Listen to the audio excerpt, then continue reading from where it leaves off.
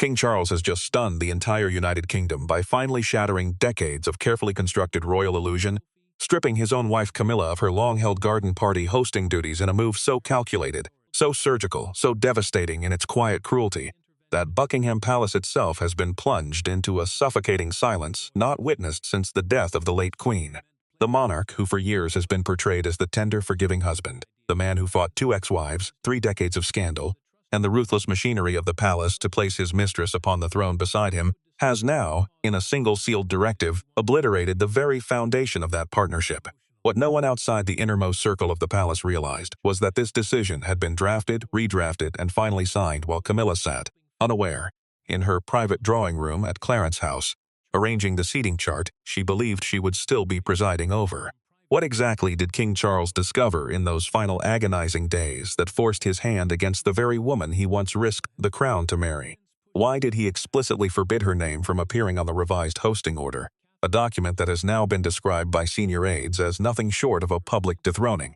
And what dark hidden tragedy from that private luncheon at Windsor finally compelled a king, famed for his aristocratic composure, to act with such devastating finality against the Queen consort herself?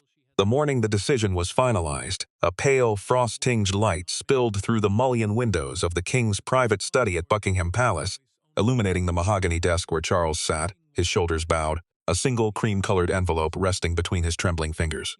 The room, cavernous and hauntingly quiet, held the scent of aged paper and beeswax polish, the faint ticking of a grandfather clock the only sound as dust motes danced in shafts of watery February sun. Upon the desk lay the revised hosting order, still warm from the palace printers, its crimson wax seal not yet affixed. Beside it sat a second document, older, its edges yellowed, bearing the unmistakable crest of the late Queen Elizabeth II, a document Charles had reportedly kept locked within a false-bottomed drawer for nearly 3 years. It was this second document, according to sources deep within the king's private office, that had finally tipped the scales, that had transformed a private irritation into a public reckoning. Charles's voice, when he finally spoke to his most trusted private secretary that morning, was described as growly, weighted, and trembling with a restraint bordering on menace.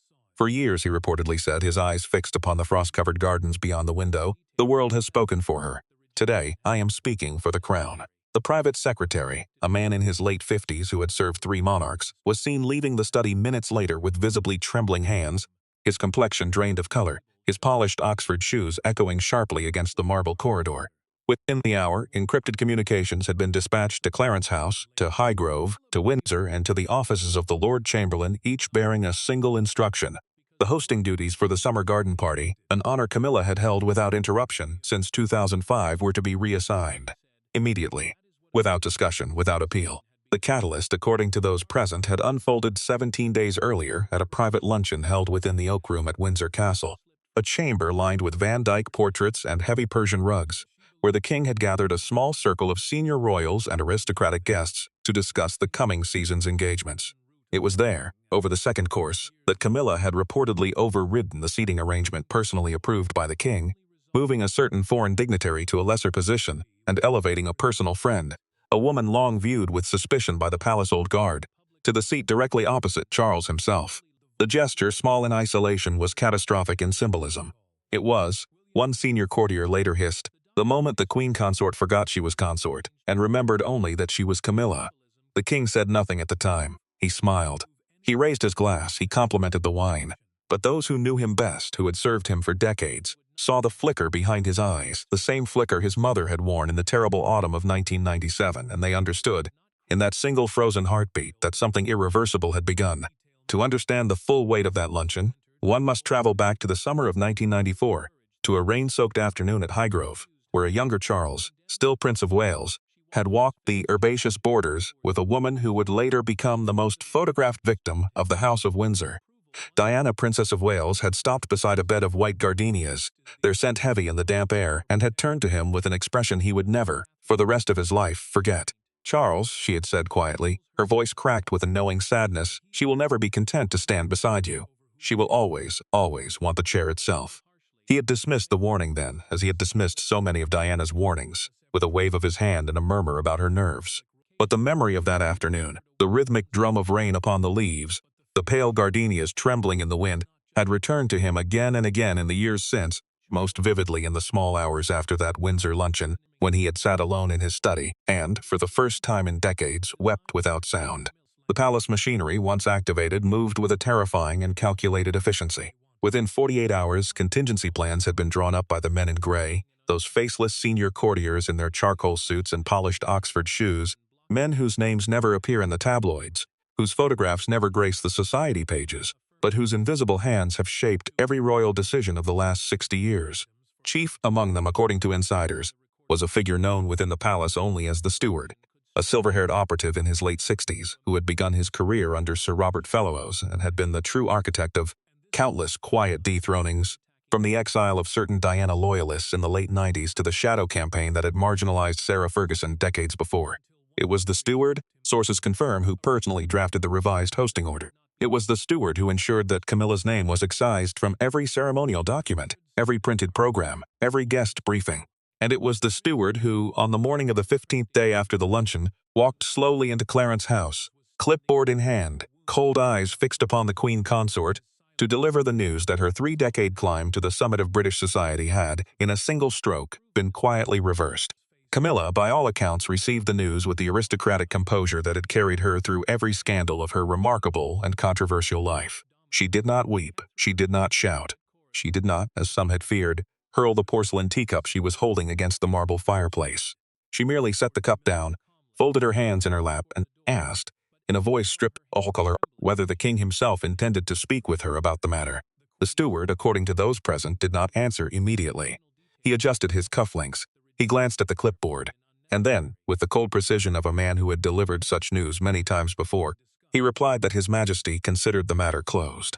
He then turned, walked across the Persian rug, and let himself out of Clarence's house without another word. She was cornered. For the first time in nearly 20 years, Camilla Parker Bowles, the woman who had outlasted a princess, outmaneuvered a queen, and outshone every rival the aristocracy had thrown against her, found herself standing entirely alone in the drawing room of a house that, quite suddenly, no longer felt like her own. The scent of the fresh lilies upon the piano seemed, in that moment, sickly and overwhelming. The ticking of the ormolu clock upon the mantel seemed unbearably loud. And somewhere in the depths of the house, a telephone began to ring, its shrill chime cutting through the silence like a blade. It was William, the Prince of Wales, calling from Adelaide Cottage, his voice described by those who overheard the exchange as flat, controlled, and utterly stripped of the warmth he had once, in more forgiving years, extended toward his stepmother. He offered no consolation, he offered no explanation. He merely confirmed, in the language of a future king rather than a stepson, that the decision had been made, that it was final, and that the family would speak of it no further. Camilla, according to the housekeeper who was passing through the corridor at that moment, listened for perhaps 90 seconds without speaking, and then, in a voice so quiet it was nearly inaudible, said only, "I understand, William. I have always understood." The line went dead, and the Queen Consort, still holding the receiver in her hand, sank slowly into the armchair beside the window and did not move for a very long time. Across the United Kingdom, the news, when it broke on the evening broadcast 3 days later, landed with the force of a thunderclap. In pubs across Edinburgh, pint glasses froze mid-air. In the tea rooms of Bath, conversations died mid-sentence. In the newsrooms of Fleet Street, editors tore up their planned front pages and began again from scratch. Nearly 20 million people were watching live when the palace correspondent, her voice trembling with the weight of the announcement, confirmed that the Queen Consort had been quietly, and without public explanation, removed from her ceremonial hosting duties at the summer garden party, a role she had held without interruption since the earliest days of her marriage to the then Prince of Wales. The nation held its breath. Millions of screens flickered simultaneously. And within minutes, the hashtag bearing Camilla's name was trending across every social platform in Britain. A digital wildfire that the palace communications team, for all its practiced skill, seemed utterly powerless to contain. But what the public did not yet know, what only a handful of insiders within the palace had begun to whisper, was that the garden party decision was not, in fact, the true story. It was merely the visible fracture, the surface tremor of a far deeper and more terrifying seismic shift. For within the same false-bottom drawer that had held Queen Elizabeth's yellowed document, Charles had reportedly discovered a second envelope, sealed in crimson wax, bearing a small pressed insignia in the shape of a swallow, a private crest that had belonged once upon a time to Diana herself. The envelope had been placed there, according to a retired palace archivist who spoke on strict condition of anonymity, sometime in the summer of 1996, and had remained undisturbed, unopened, and unmentioned for nearly 3 decades.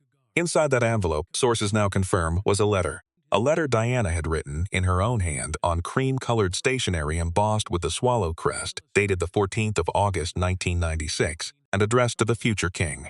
In it, she had described, with a chilling and mathematical precision that has since stunned those few who have read it, a moment that would come many years after her death, a moment in which Charles would be forced to choose between the woman he had loved in shadow and the crown he had been born to wear.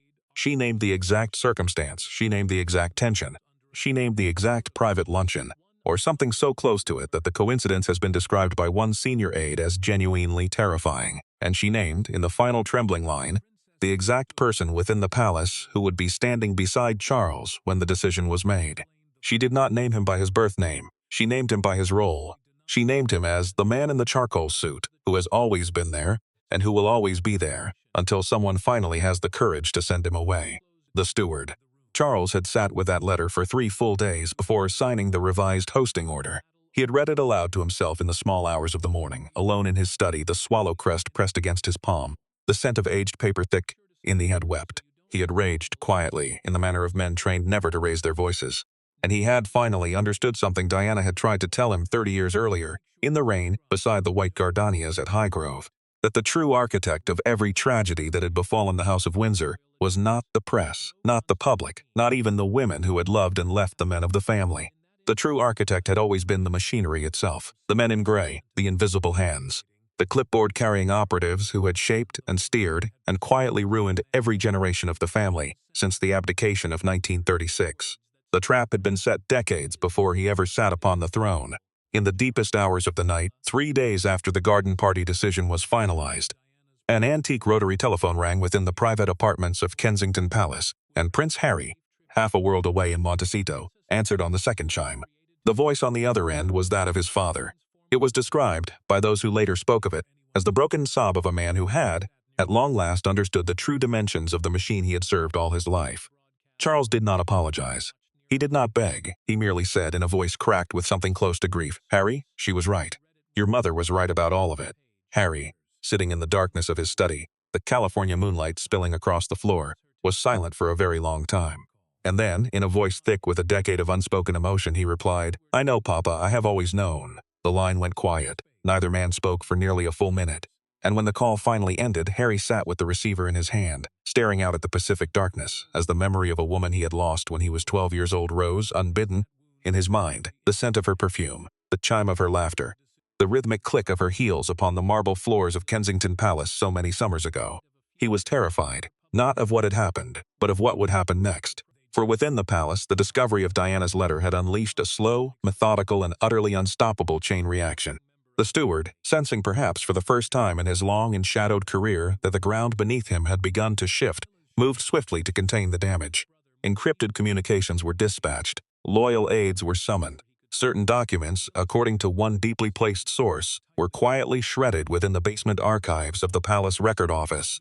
Satellite uplinks between Buckingham Palace and its Australian, Canadian, and Caribbean counterparts began carrying unusually heavy traffic in the small hours of the morning. And within the offices of the Lord Chamberlain, a contingency plan, codenamed internally as the failsafe, was activated for the first time in nearly 40 years. But Charles, for all his aristocratic composure, for all his lifelong deference to the machinery, had reached a point from which no retreat was possible. He summoned the steward to his study on the 4th morning after the decision, and the two men sat across from one another in a silence so heavy that the private secretary who witnessed the encounter later described it as the most terrifying quiet I have ever heard in my 31 years of service. Charles slid the swallow-crested letter across the mahogany desk. He watched as the steward's cold eyes flickered over the cream-colored pages. He watched as, for the first time in perhaps 40 years, a flicker of genuine fear crossed the man's face.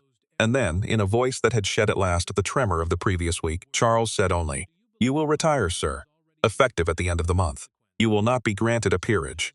You will not be granted a farewell reception, and you will never, so long as I draw breath, set foot within these walls again." The steward did not speak. He rose slowly from his chair. He bowed stiffly with the joint pain of a man in his late 60s. And he walked, for the last time, across the marble corridor of Buckingham Palace, his polished Oxford shoes echoing with the finality of a chapter closing after 6 decades of quiet, ruthless power. He was gone. But the story, as those within the palace now understood with a dawning and horrifying clarity, was not yet over. For the removal of the steward and the stripping of Camilla's hosting duties and the discovery of Diana's letter had merely lifted the first veil upon a machinery that had, for generations, operated in the deepest shadows of the crown. There were others. There had always been others. The men in gray were not a single man. They were an apparatus, an institution within the institution, a fortress within the fortress. And Charles, sitting alone in his study on the fifth morning, the pale February light spilling across the mahogany desk, understood at last that he had only just begun. Camilla, in the days that followed, appeared in public with the same aristocratic dignity that had defined her long and controversial reign. She attended a charity engagement in Wiltshire. She smiled for the photographers. She waved from the window of the Bentley. But those who knew her best, who had served her through the long climb from mistress to duchess to queen consort, saw the small telling signs of a woman who had, at long last, been forced to confront the true limits of her power. The slight tightening at the corners of her mouth, the way her fingers gripped, just a little too tightly, the handle of her handbag. The moment, captured by a single sharp-eyed photographer outside a hospice in Salisbury, when she turned her face away from the crowd and looked, just for a heartbeat, at something no one else could see. Whether it was regret or grief or the slow, dawning realization that the man she had loved for over half a century had finally chosen the crown over the marriage, no one, save Camilla herself, would ever know. But those who saw the photograph, printed the following morning across the front pages of every newspaper in Britain, agreed that it was the most human image of the queen consort ever captured. And in the pubs of Edinburgh and the tea rooms of Bath and the corner shops of Cardiff, ordinary Britons found themselves, for perhaps the first time, feeling something dangerously close to sympathy for a woman they had spent 30 years learning to distrust. The revised hosting order, when it was finally published, listed the Princess of Wales as the primary host, with the Duchess of Edinburgh and the Princess Royal in supporting roles. Camilla's name did not appear, not as host, not as co-host, not even as guest of honor. She had been, in the coldest and most efficient manner the palace machinery could devise, erased from the ceremony. And though the palace communications team issued the standard boilerplate statements about scheduling considerations and revised priorities for the season, no one in Britain, and no one within the palace itself, was fooled for a single moment. The queen consort had been dethroned in all but title, and the nation, watching in a stunned and hushed fascination, understood that something profound and irreversible had shifted within the deepest chambers of the crown. Within Kensington Palace, meanwhile, William moved with a quiet and calculated purpose that had not been seen since the earliest days of his father's coronation. He summoned Catherine to his study on the evening of the seventh day. He closed the doors. He drew the heavy velvet curtains against the darkness beyond the mullioned windows. And he laid before her, upon the polished walnut desk, a copy of Diana's letter, transcribed by hand from the original that his father had permitted him, and only him, to read. Catherine, according to those who later spoke of the exchange, read the letter in complete silence. She did not weep, she did not gasp. She merely read and reread, and then, when she had finished, she set the pages down upon the desk and looked up at her husband with an expression of profound, aching understanding. "She knew, William," she said quietly, her voice trembling for perhaps the first time in her long and disciplined public life. "She knew all of it. She knew what was coming for you. And she tried in the only way she could to warn us." William did not answer. He merely reached across the desk, took his wife's hand in his own, and held it in silence for a very long time. Outside, the wind rose over the palace gardens, rattling the ancient oaks that had stood for centuries upon the grounds. And somewhere in the darkness beyond the walls, a distant bell tolled the hour, its chime carrying across the frost-covered lawns like the voice of a woman who, though gone for nearly 3 decades, had never truly stopped speaking. The nation, over the days that followed, found itself locked in a fever of speculation. The tabloids printed contradictory theories. The broadsheets published lengthy essays on the shifting nature of the modern monarchy. The commentators on the morning television programs debated whether Charles had acted from strength, or from grief, or from a long-suppressed rage that had finally, in his 77th year, broken free from the aristocratic composure of a lifetime. But the truth, as those within the palace understood, was more complex and more devastating than any of the public theories could grasp. Charles had acted from all of these things at once. From strength, from grief, from rage, and from something else, something deeper and more fundamental. Something Diana had planted within him 30 years earlier beside the white gardenias at Highgrove, and which had lain dormant, waiting until this precise moment. He had acted at last from love, not love for Camilla, not love for the crown, not even love for himself. He had acted from love for his sons, from love for the memory of the woman who had borne them, from love for the fragile, wounded, magnificent family that the palace machinery had spent 3 decades trying to destroy. And in that single, quiet act of stripping his wife of her hosting duties, he had, for the first time in his long and often criticized reign, become the king Diana had always believed he could be. But the cost, as any student of the Windsor family knows, would be extraordinary. Within a week of the announcement, Camilla had withdrawn to Ray Mill House, her private residence in Wiltshire, where she remained, according to staff, in near total seclusion. She took no visitors. She accepted no calls. She walked the grounds alone in the early mornings, wrapped in a heavy woolen coat against the biting February cold, her breath forming small clouds in the pale light. Her closest confidantes, contacted by discreet aides, were told only that Her Majesty required time. How much time? No one within the palace was prepared to say. Charles, for his part, threw himself into his official duties with a ferocity that startled even his most seasoned staff. He worked from dawn until well past midnight. He signed documents by candlelight. He read correspondence he had, for years, delegated to junior aides. And on the evening of the 10th day, according to a single deeply placed source, he was seen sitting alone in the white drawing-room of Buckingham Palace, holding the swallow-crested letter in his hands, reading it aloud to an audience that consisted only of himself, and perhaps the ghost of the woman who had written it. The words he spoke, that source confirmed, were the final lines of the letter, the ones Diana had written in the trembling hand of a woman who had known, with terrible clarity, that her time was running out. When you finally find the courage, my love, to send them away, remember that I will be with you. Remember that I forgave you long before you forgave yourself. And remember, above all, that the boys will always know. The boys will always know. Charles wept, that source confirmed, for a very long time. The ancient rotary telephone in his study rang once more, in the deepest hours of that same night. It was William. His voice, when he spoke, was described by the private secretary, who overheard the exchange, as stripped of sovereign authority. Reduced to the raw, unguarded voice of a son speaking to his father in the darkness. "Papa," he said quietly, "I read her letter. I read all of it." Charles did not speak for a long moment. And then, in a voice cracked with something older and deeper than grief, he replied, "She loved you, William. She loved you and Harry more than she loved her own life. And she never, for a single moment, stopped watching over you." William was silent. And then, in a whisper barely audible above the crackle of the antique line, he said only, "I know, Papa. I have always known." The line went dead. And Charles, sitting alone in the flickering candlelight of his study, the swallow-crested letter pressed against his heart, understood at last that the machinery, for all its ancient and terrifying power, was not invincible. It could be resisted, it could be dismantled, it could, with sufficient courage and sufficient love, be finally and forever sent away. In the weeks that followed, the palace continued to move, as it always had, in its careful and calculated rhythms. The garden party proceeded as scheduled. The Princess of Wales, radiant in cream and pearls, hosted the event with a grace and composure that drew universal praise from the assembled press. The Duchess of Edinburgh moved among the guests with quiet warmth. The Princess Royal, ever the reliable pillar of the family, ensured that every dignitary was received with the appropriate honors. Camilla's absence, though carefully unremarked upon in the official coverage, was felt by every guest who had attended the ceremony in previous years.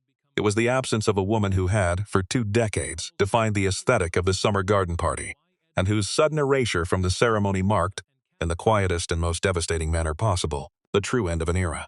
And yet, for all the public dignity of the occasion, those with eyes trained upon the deeper currents of the palace understood that something far more significant had occurred.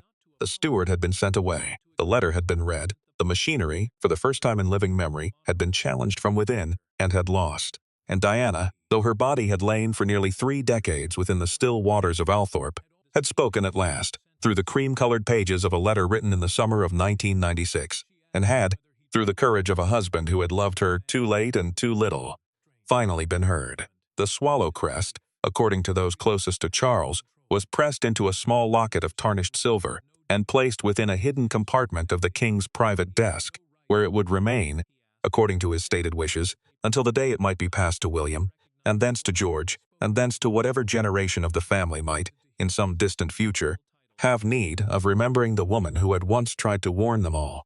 Buckingham Palace, in response to mounting press inquiries, issued only a single terse statement. The palace does not comment on private family matters. No further explanation was offered. No further clarification was given. The doors closed, the curtains drew. The machinery, wounded but not yet destroyed, retreated into the shadows to lick its wounds and to plan, as it had always planned, for the battles yet to come. But the nation, watching from every corner of the United Kingdom, understood that something extraordinary had occurred. That a king, long dismissed as weak, long derided as vacillating, long mocked as the eternal understudy to a mother whose shadow he could never escape, had at last, in the 77th year of his life, done the one thing no one had ever expected him to do. He had chosen, publicly and irrevocably, to honor the memory of the woman he had wronged, over the comfort of the woman for whom he had wronged her. Diana at last could rest. In the small hours of the 12th morning, as a pale winter sun rose over the frost-covered gardens of Buckingham Palace, Charles walked alone across the lawns, wrapped in a heavy woolen coat, his breath forming small clouds in the biting air. He paused beside a stand of white gardenias that had been planted at his private request in the spring of the previous year. He knelt, slowly, painfully, in the manner of a man in his late 70s, and he placed, upon the frost-covered earth beneath the gardenias, a single pressed swallow feather, taken from the pages of Diana's letter, where it had rested, undisturbed, for nearly 30 years. He did not weep, he did not speak, he merely knelt in the pale February light and remained there for a very long time. When he finally rose and walked back toward the palace, his shoulders were straighter than they had been in decades. His step was firmer. His face, though lined with the grief of a lifetime, held a quiet and unshakable peace that had not been seen there since he was a young man, walking beside a young woman in the rain at Highgrove in the summer of 1994. The broadcast, when it aired that evening, cut to black without music, without commentary, without the usual closing remarks from the palace correspondent. The screen simply darkened. The nation sat for a full 10 seconds in stunned and hushed silence. And then, in the pubs of Edinburgh, and the tea rooms of Bath, and the corner shops of Cardiff, and the quiet living rooms of 10 million ordinary British homes, a single, whispered thought passed from lip to lip, from heart to heart, from generation to generation. The swallow had finally flown free, the truth had saved her boys, the secret was out. And somewhere in the still waters of Althorpe, a woman who had once been called the People's Princess rested at last, in the peace she had been denied for far too long. The palace fell silent. The nation exhaled, and the machinery, wounded and diminished, waited in the shadows for whatever might come next.